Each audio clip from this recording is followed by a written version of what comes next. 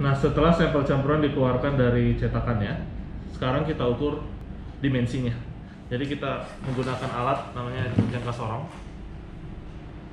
Yang pertama kita ukur diameternya. Kurang lebih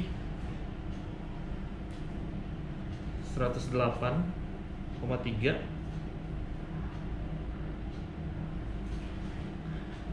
Lalu setelah itu kita ukur tebalnya atau tingginya. Nah, kita ambil di 3 titik. Kenapa? Karena kan tingginya belum tentu dia rata. Jadi kita harus ambil kurang lebih 3 sampel lah untuk nilai tebalnya, untuk nanti dirata-ratakan. Ini 63,5. Ini titik pertama. Lalu titik kedua 63,8. Lalu titik terakhir 62,9.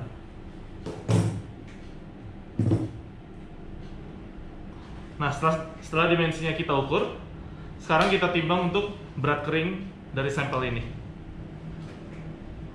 Jangan lupa timbangannya harus di nolkan dulu.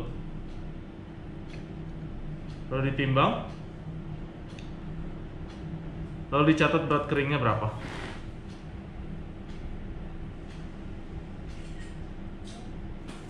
Oke, setelah ditimbang untuk berat keringnya, sampelnya kita masukkan ke dalam baskom isi air untuk direndam selama kurang lebih 1 hari. Ini baskomnya.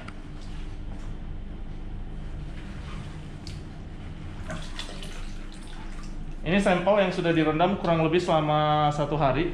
Sekarang kita timbang untuk berat dalam air. Nah, kita akan menggunakan timbangan yang ada di sini, yang sudah dihubungkan dengan keranjang di bawahnya.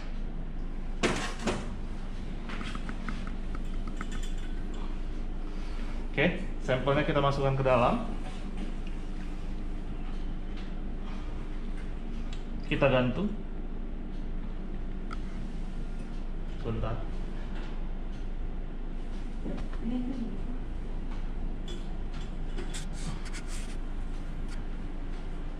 Oke, setelah itu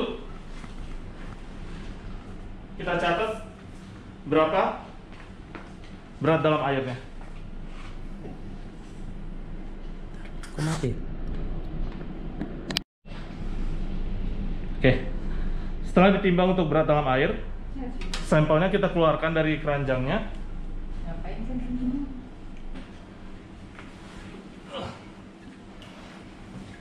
Lalu kita lap permukaannya sampai dia berada dalam kondisi SSD, di mana dalamnya masih jenuh air, tetapi permukaannya sudah kering. Kita lap sampai kurang lebih permukaannya kering. Jika dianggap sudah kering permukaannya, kita timbang lagi. Ini untuk yang berat SSD.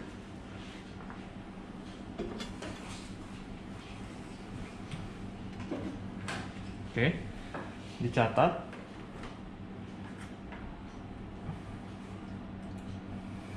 Jika sudah, sekarang sampel yang sudah ditimbang untuk berat SSD-nya kita masukkan ke dalam water bath.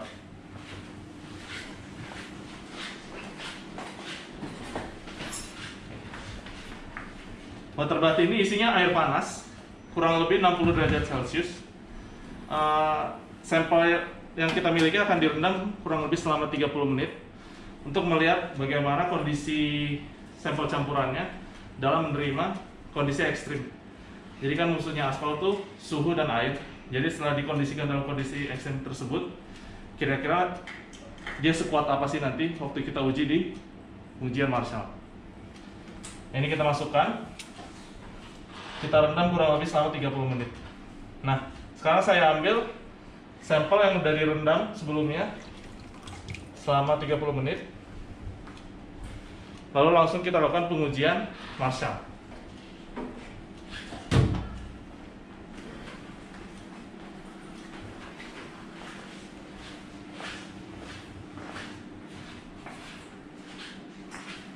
Oke. Ini alat yang akan kita gunakan, dihubungkan dengan layar komputer, ada programnya. Jadi nanti kita tidak perlu mencatat data lagi, datanya akan kita dapatkan dari program tersebut. Jadi nanti akan di-emailkan datanya. Oke. Ini kita taruh di sini.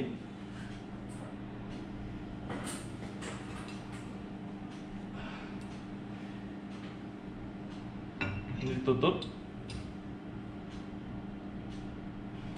Lalu diangkat.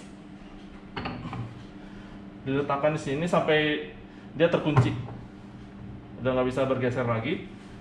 Setelah itu, ini kita turunkan sampai dasar ini menyentuh permukaan tutupnya tadi.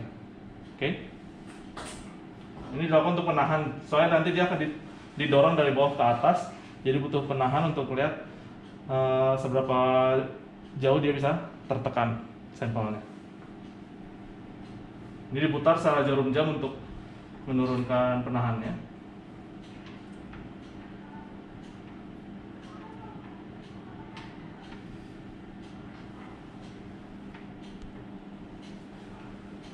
Kalau kira-kira dirasa udah sedikit lagi akan mengenai dasarnya, kita lihat angka loadnya nih. Kalau dia ada kenaikan angka, misalnya 0,01 aja, itu artinya sudah saling bersentuhan. Jadi kalau udah kira-kira udah mau kena, pelan-pelan saja turunin.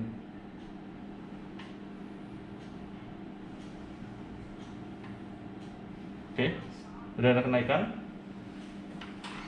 Lalu penguncinya diturunkan juga. Oke. Nah, output dari pengujian Marshall ini ada dua, yaitu nilai load dan nilai flow. Load itu untuk mengetahui seberapa besar beban yang bisa dia terima. Satuannya dalam kilonewton. Sedangkan flow itu berapa milimeter dia berdeformasi sampai dia mulai runtuh, sampelnya mulai hancur. Oke, seperti prinsip menimbang, ini kita zero dulu kedua nilainya, load dan flow. Oke, jika sudah, kita tekan 1. Kalau di layar lampunya sudah menyala, ini tekan atas sambil kita siap-siap tekan yang merah melihat angka loadnya. Nanti dia akan naik angka loadnya di satu titik, dia akan berhenti naik nih.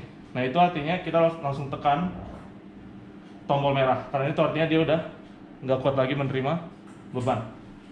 Oke, siap.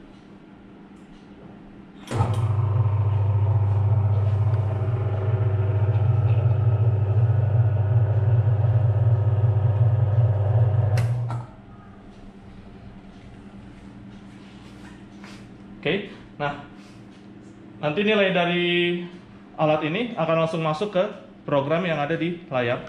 Nanti kita tunggu datanya dari Pak Iwan di save. Setelah itu nanti akan dikirimkan ke setiap kelompok datanya. Oke, nah ini tadi tekan 0. Setelah itu belum selesai di save. Oke, kita tunggu dari aba-aba dari Pak Iwan.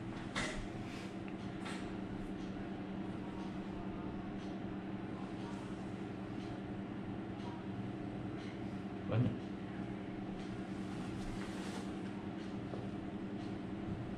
Ya. Ya.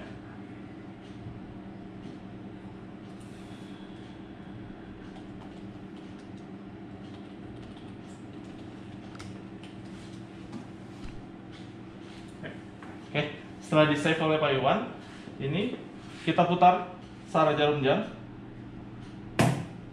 lalu kita tekan tombol yang ke bawah. Nanti dia akan berhenti otomatis.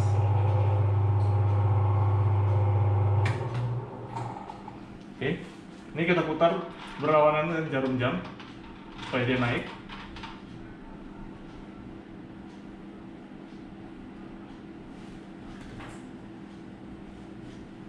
Lalu ini kita angkat dari bawah. Tutupnya kita angkat.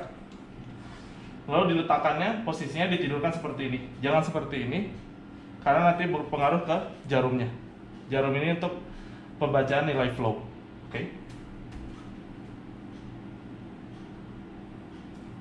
Nah, seperti yang bisa dilihat, kalau ini sampelnya udah cukup penyok, itu artinya dia udah nggak kuat lagi menerima beban. Nah, itu yang nanti akan kita hitung datanya.